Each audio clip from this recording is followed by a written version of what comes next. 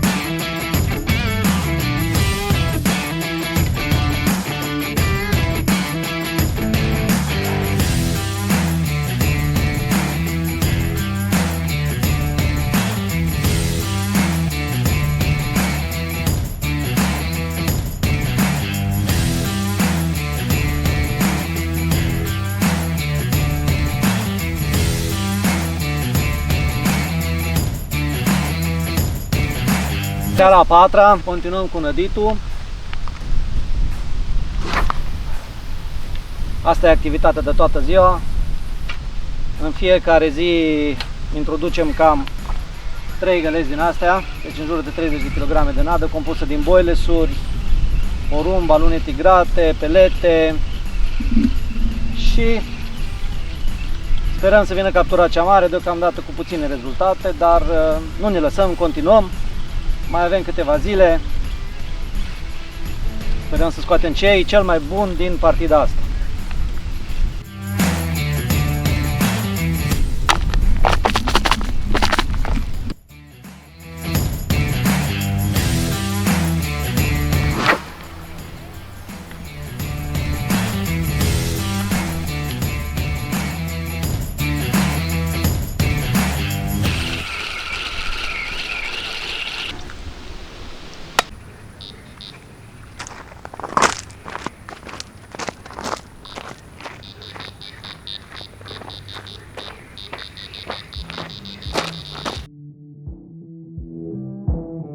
Avem un pește care o lua 2 bețe dintr-o lovitură, având în vedere că pescuiam pe zona nădită, 2 bețe destul de aproape unul de celălalt. O lua și al doilea băț. Asta e situația, Marius mă ajută.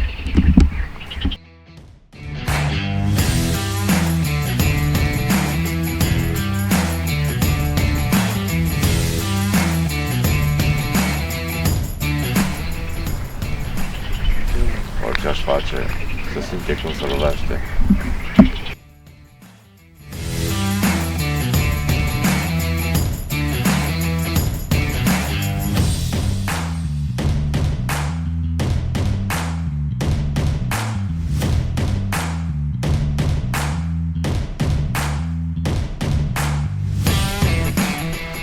Se pare că peștii au început să răspundă la nadă. La nici o oră după ultima trăsătură am o altă trăsătură.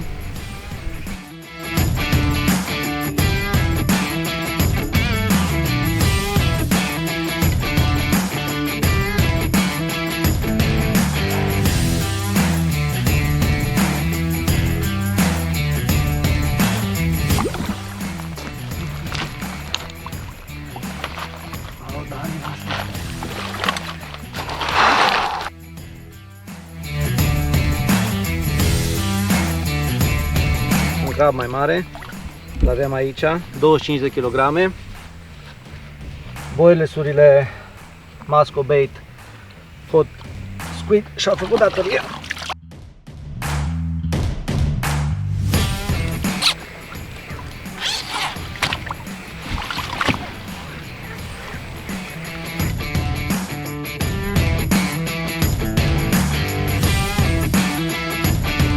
Crab de ierarhie deosebit.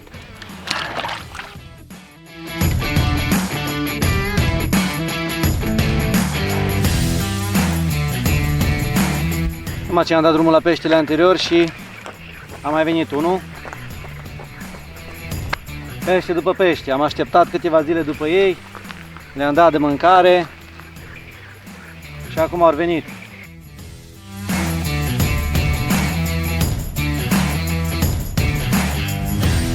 Este aici, 22, o oglindă, cea mai luptătoare oglindă care am prins eu ever.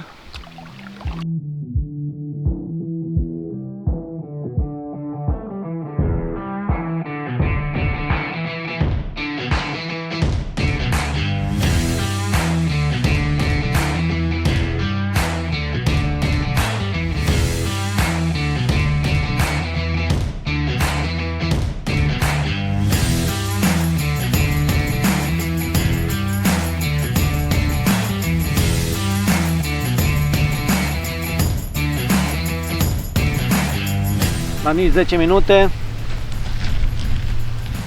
încă un ran, încă un pește, nu pare a fi foarte mare.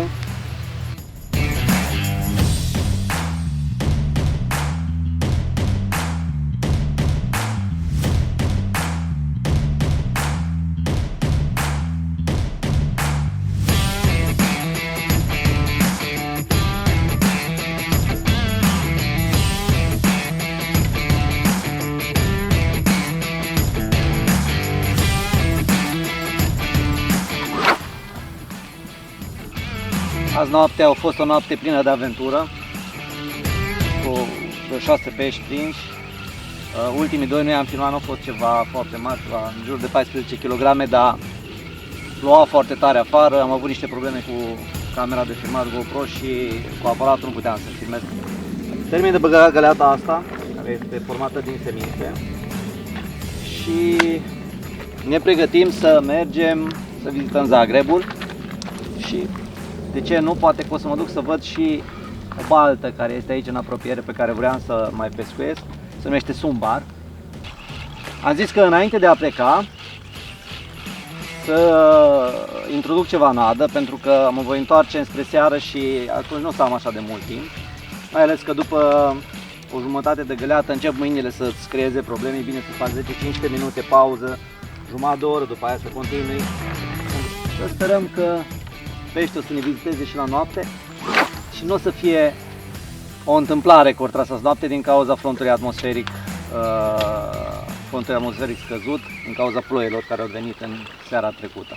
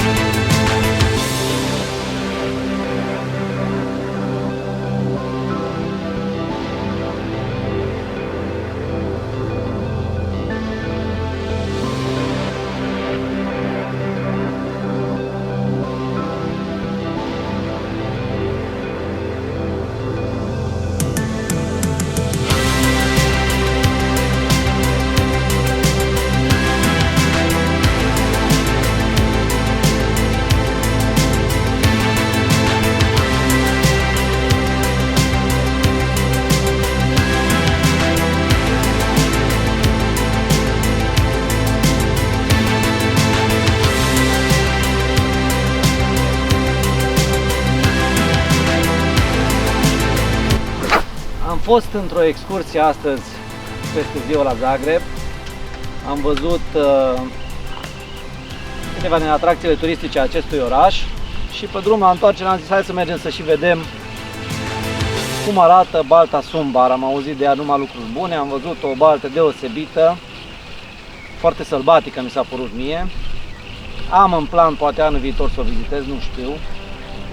Nu uitați, dacă v-a plăcut ceea ce ați văzut până acum și vreți să primiți și să susțineți dacă doriți să primiți informații și doriți să susțineți acest canal, nu uitați să vă abonați. L-am întrebat pe Marius dacă a prins ceva, ca de obicei ziua nimic. Așa. Și m-am apucat de treabă, că asta e treaba care o face aici. Iei spombul, dai în apă, iei spombul, dai în apă, aștept să vină noaptea, să vină trăsăturile, dacă ai noroc. Dacă nu ai noroc, ai dat cu spombul toată ziua să prinzi un pește, dacă îl prinzi și pe ăla. Dar, având în vedere capturile capitale care există în acest lac, oboseala se merită. Am început să mă obișnuiesc, să-mi crească masa musculară, să zic așa, să-mi simt mai mare putere în brațe.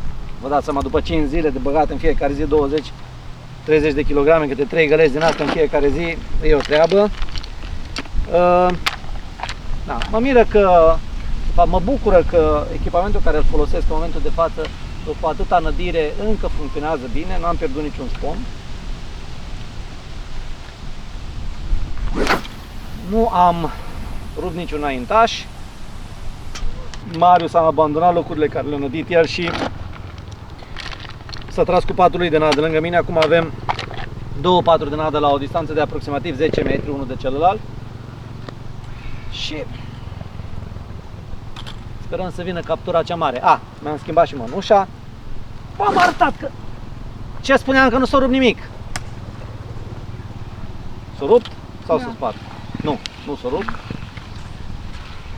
S-a băgat în pomme. Nu s-a rupt. Oboseala, spune cuvântul, cam la jumătate de găleată din asta trebuie să fac o pauză de aproximativ jumătate de oră, 40 de minute. Acum sunt puțin presat de timp. O să încerc să trag tare.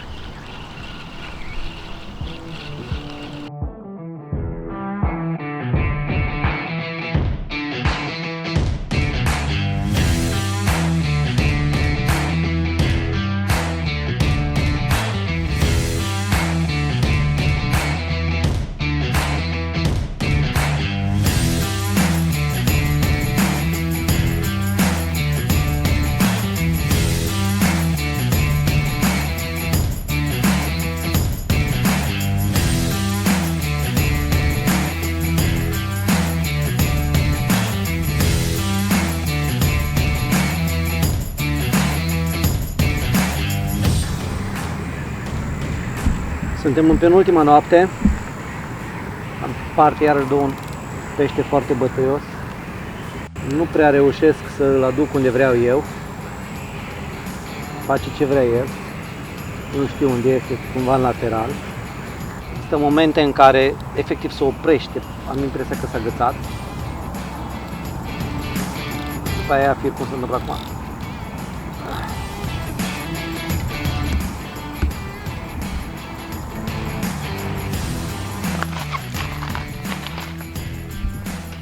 L-am prins.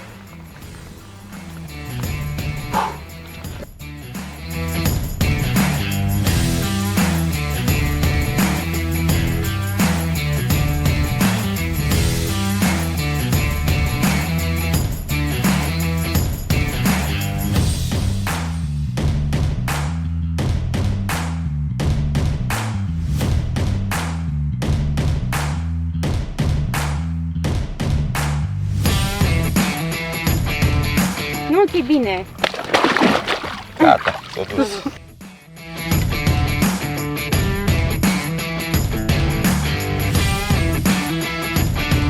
Încercăm o untură lungă, în speranța că peștii mari vor absorbi și vor prelua mai mult în gât.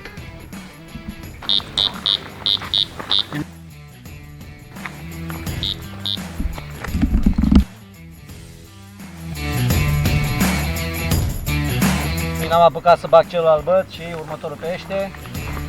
Să sperăm că o să fie o noapte albă.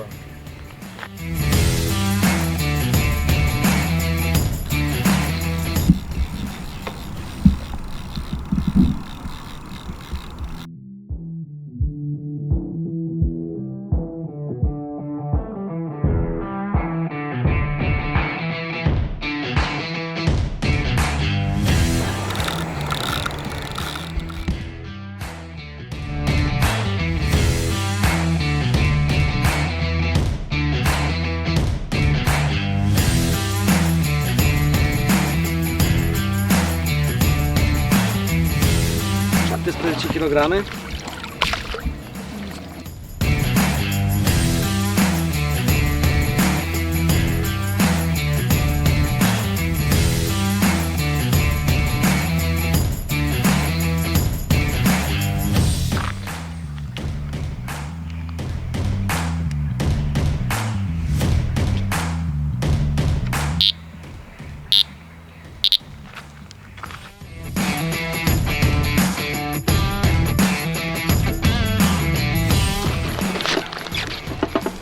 Avem un pește mare.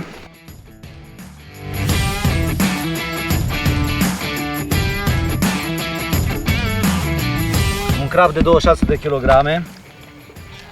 Eu sincer vă spun, mă așteptam că este mai mare, să vi-l arăt.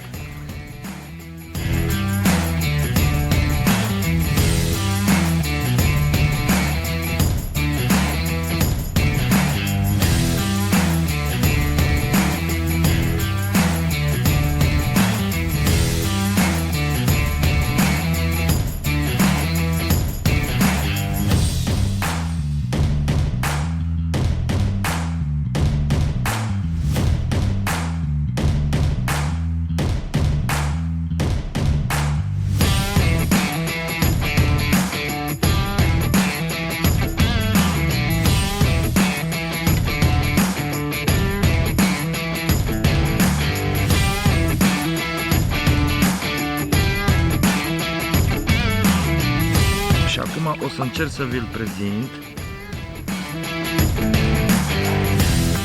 Oh, frumos, frumos! Bine, Marius!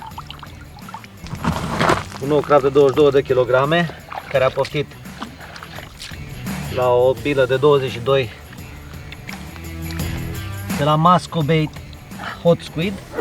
Uitați-vă aici cât e de frumos! Hai de capul nostru! Super! Excelent! Pește! Un colorit deosebit!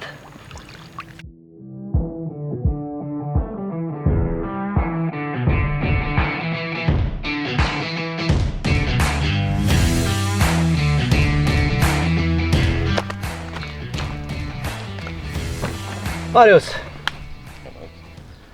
să începem finalul partidei. Ce părere ai? Eu știam numai de la tine și ce am mai spicuit pe rețelele de socializare, dar în primul și în primul rând, ca priveliște, lacul e monstruos de frumos, monstruos de mare și încă nu mi-am dat seama ce-i sub apă. Da.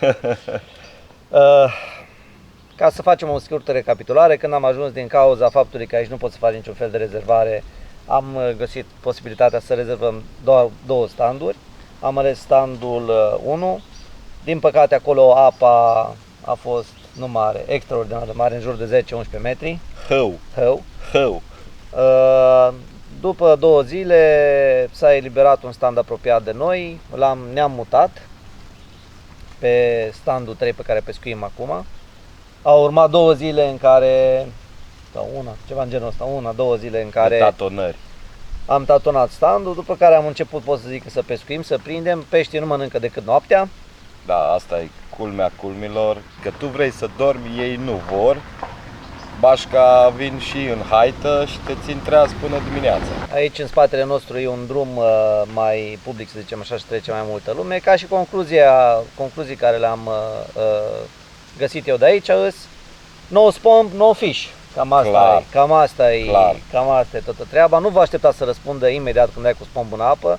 Introduci în apă o cantitate cât vrei tu, cu cât mai mult, cu atât mai bine. Dacă vă interesează să vă faceți o idee de cam câtă nadă îi nevoie, gândiți-vă voi la o cantitate și după aia triplați-o și aia e cam minimul cu care trebuie să te prezinți pe baltă. Da, e vorba să te țină mâna să o bagi, introduci nada în apă și aștept să vină. Nu o să vină imediat, poate nu vine în prima zi sau în a doua zi, dar o să vină la un moment dat și în momentul în care vin o să reușești să-ți faci o partidă memorabilă.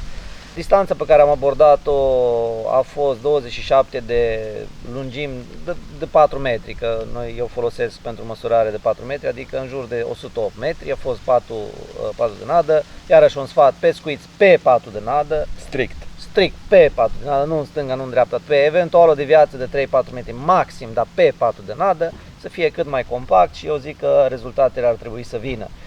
Un lac deosebit de frumos, deosebit din cauza vegetației. Pe partea asta să zicem că nu e chiar așa de multă vegetație, dar priveliștea către partea cealaltă e extraordinară. Ai umbră, e curat, oamenii sunt primitori, numai cuvinte de laudă pot să am față de acest lac. Nu uitați, dacă vă place conținutul și considerați că au adus ceva în plus pentru voi, să vă abonați canalului, îl ajută și apreciază munca care o fac în postarea materialelor pe această platformă, să dați un like, să distribuiți, de ce nu. Ajută la creșterea și a mea, nu numai a lui. Așa.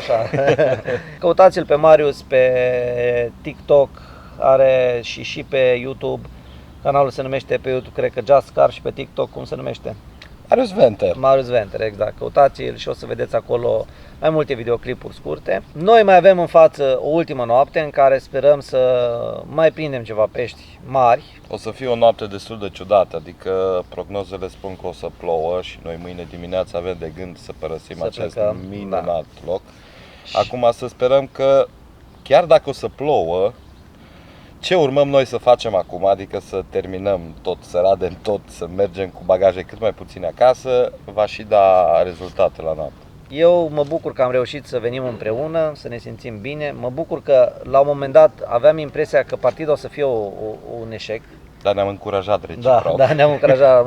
La un moment dat aveam impresia că o să fie un eșec, pentru că nu știam exact cum se va întâmpla, dar uite, 2 nopți, 3 nopți care, munca care ai făcut-o ți-o dat rezultat, altfel te simți. Rămâneți aproape, să vedeți ce se va întâmpla în ultimele 24 de ore. Vă ținem la curent.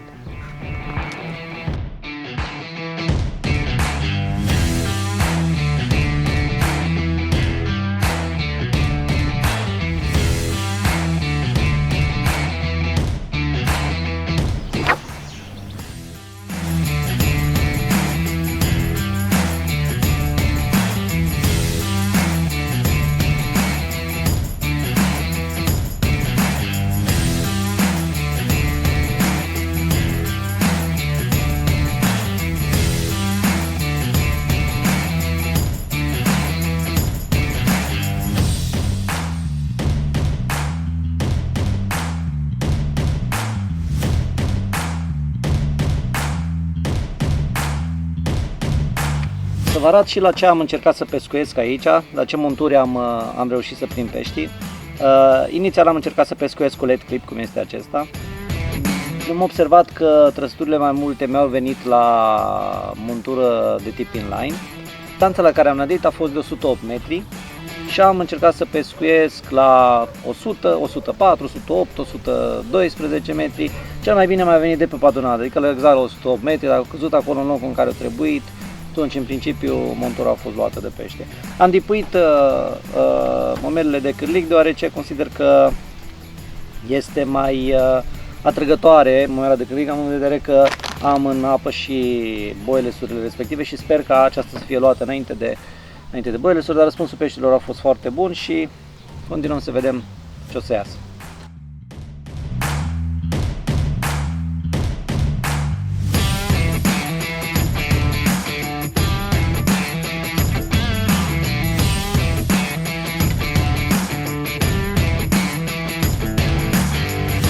Turile și-au făcut datoria, un singur spom am stricat, n-am pierdut niciunul, deși am avut un arsenal aici. Uitați-vă aici, un arsenal de spomburi, plus încă vreo 2 sau 3 de rezervă. O mănușă s-a terminat, am pierdut-o, terminată. Le strâng și sperăm la noapte să fie noaptea cea mare.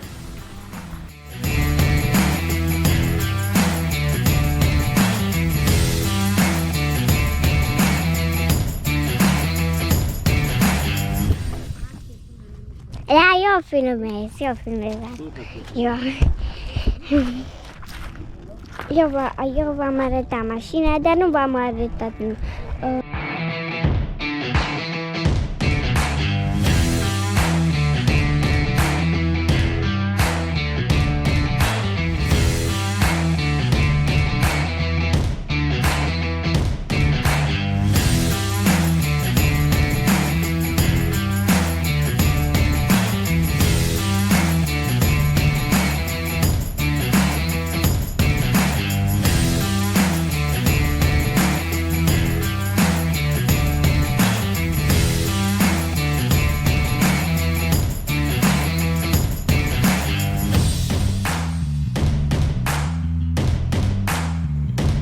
Am lansat bețele, o venit seara când au pus soarele, am și avut o trăsătură, 21 de kilograme.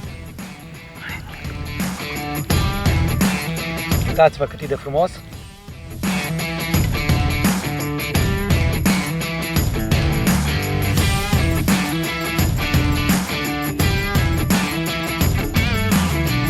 O problemă la standul nostru de pescuit este faptul că, după cum observați, malul e foarte abrupt.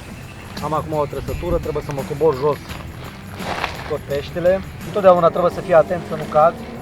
Peștii nu îi duc sus, deoarece e destul de greu, ei grei, riscă casă, să rănească și ei, așa că mai bine în general îi desfac aici direct în apă.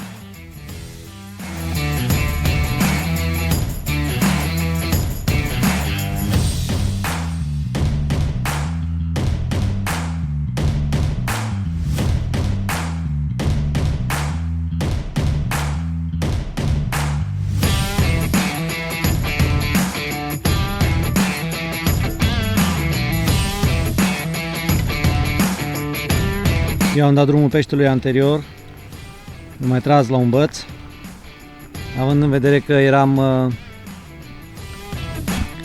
ocupat cu celălalt pește. Moni se ocupă de el. Mă duc să ajut la mincioc.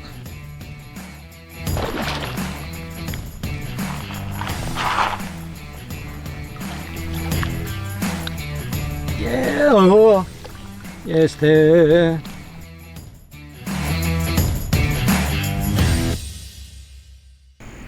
Cum mai vom da drumul să meargă la casa lui?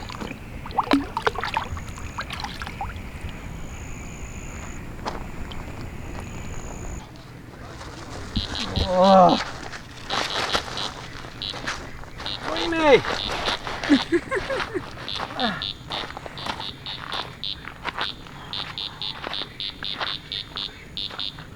Game on! Stai, da.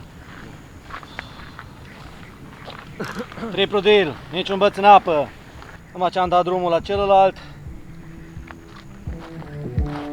Și-a mai venit unul.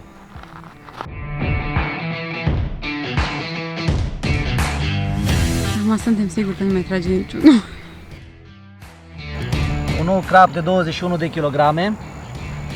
A intrat la aceeași combinație. Muscobait, pot squid, tot așa o oglindă frumoasă, un colorit frumos al solților.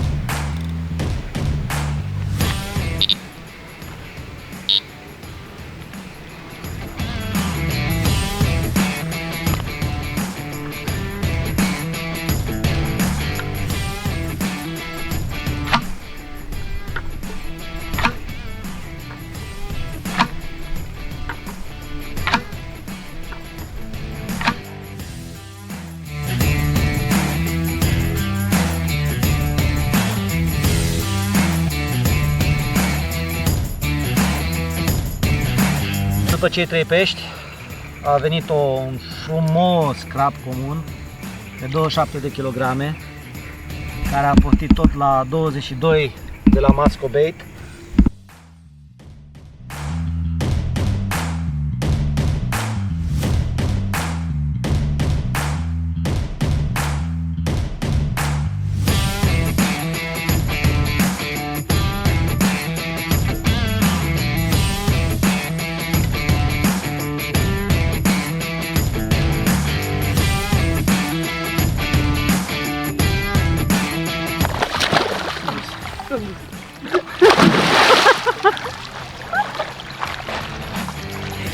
Eliberarea perfectă.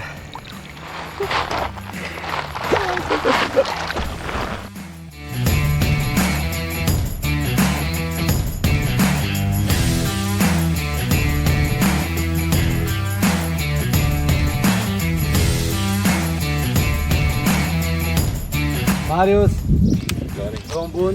Mulțumesc frumos pentru tot. Partida Moni, noastră, vielen Dank! partida noastră s-a încheiat.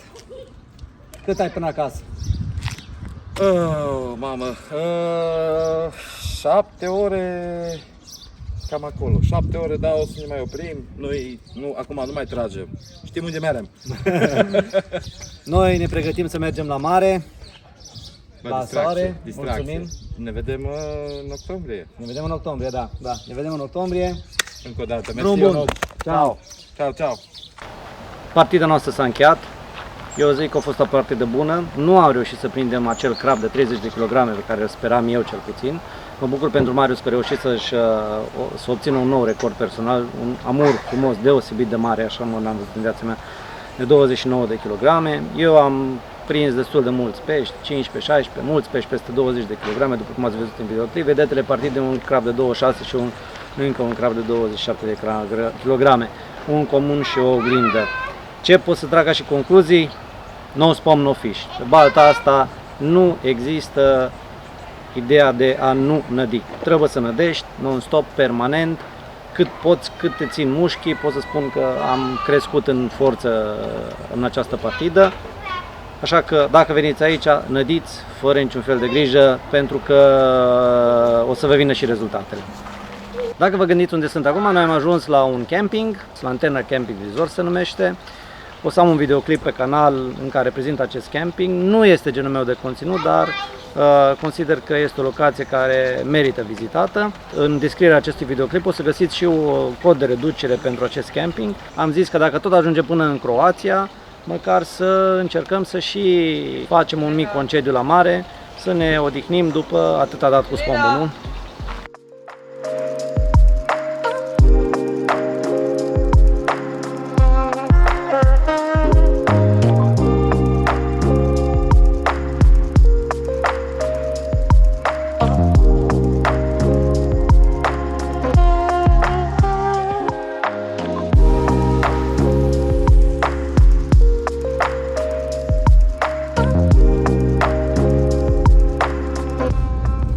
Sunt pe ultima 100 de metri, am ajuns în periferia Aradului.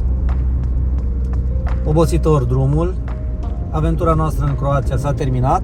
Am un mesaj pentru pescarii croați. Cred că nu se pronunță corect Zajarchi, ci Zaiarchi. Dacă nu este așa, vă rog să mă corectați în comentarii. Sper că v-a plăcut. Nu uitați să vă abonați, să dați un like pentru că ajută la algoritmul de YouTube. Și să ne vedem cu bine pe altă. Salut!